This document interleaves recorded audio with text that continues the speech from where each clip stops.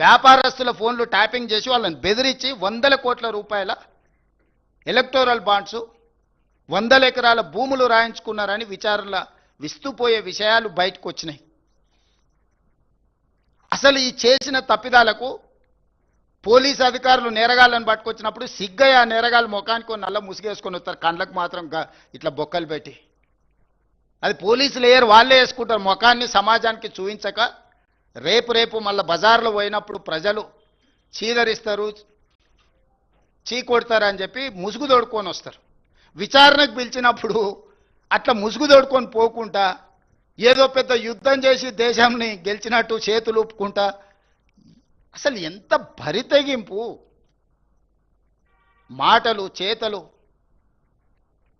వికారపు ఆలోచనలు. వీళ్లకు మళ్ళీ మున్సిపాలిటీలో మూడోసారి కూడా మోసం చేస్తామని బయలుదేరిండ్రు వీళ్ళు. ఇక బీజేపీ బీఆర్ఎస్ రెండింటిని కలిపి చూద్దాం ఒకసారి. పోనీ రెండు ఇద్దరు కలిసేమన్నా ఎలగబెట్టిరా అంటే 2014 నుంచి 2021 వరకు బీజేపీకి రాజ్యసభలో మెజారిటీ లేదు. ఏ బిల్లు వచ్చినా రాజ్యసభలో ఓటు వస్తే జోగిన్పల్లి సంతోష్రావు గారు స్పెషల్ ఫ్లైట్లో పోయి రైతు వ్యతిరేక నల్ల చట్టాలు తీసుకొచ్చినప్పుడు ఓటేసింది. ప్రతి నిమిషం రాజ్యసభలో పహారా ఏసీ బీజేపీని కాపాడిన వీళ్ళిద్దరూ దాదాపుగా 2022 వరకు పూర్తిగా మమేకమైపోయి, మనం సినిమాలలో చూస్తుంటాం, పున్నమినాగ సినిమాలు నాగుపాము పెంజరలు అన్ని అల్లిబిల్లు వేసుకొని నాగిన్ డ్యాన్స్ చేస్తుంటాయి. ఆ లెవెల్లో బీజేపీ బీఆర్ఎస్ వాళ్ళు అసలు విడదీయరానంత, ఎవరన్నా ఆ విషయాన్ని చూసినా ప్రస్తావించిన బుస కొట్టేది. అసలు మా అనుబంధం మీద మీకెందుకింత అని. ఏ విషయంలో రైతు వ్యతిరేక నల్ల చట్టాలు తెచ్చినప్పుడు కానీ, నోట్ల రద్దు చేసినప్పుడు అసెంబ్లీ పెట్టి అభినందించాడు, జీఎస్టీ తెచ్చినప్పుడు ఆదివారం పూట అభినందించాడు.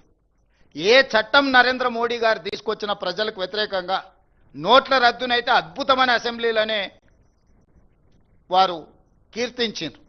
జీఎస్టీ చట్టం, రైతు వ్యతిరేక నల్ల చట్టాలు, ట్రిపుల్ తలాక్, 370 ఆర్టికల్ రద్దు, ఇట్లా ఏది చూసినా రాజ్యసభలో 100% బీఆర్ఎస్ వాళ్ళు బీజేపీకి మోడీ గారికి అనుకూలంగా.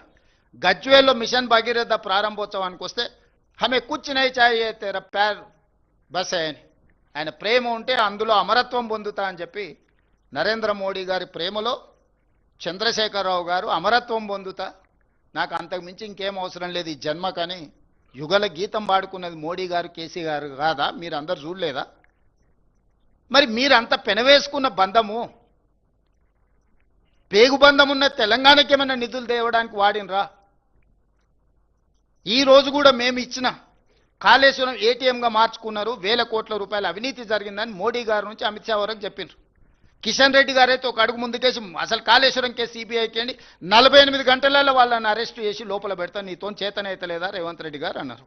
ఓయబ్బ కిషన్ రెడ్డి పైల్వాన్ బయలుదేరండి, ఏదో అయ్యేటట్టు ఉంది, 6 ప్యాక్ ఉన్నది సార్, మొత్తం ఒక గుద్దుకే ఖతం చేసేటట్టు అని చెప్పి, ఓకే సార్ మంచిది నువ్వు బలవంతుడి కానీ అని ఇచ్చిన 6 నెలలు అయింది. ఎక్కడుందే ఫార్ములా? ఈ రేస్ ఈడీ దగ్గర ఉంది, ఎక్కడుందే? ఎందుకు ఈడీ వాళ్ళు కేటీఆర్ని అరెస్ట్ చేస్తలేరు?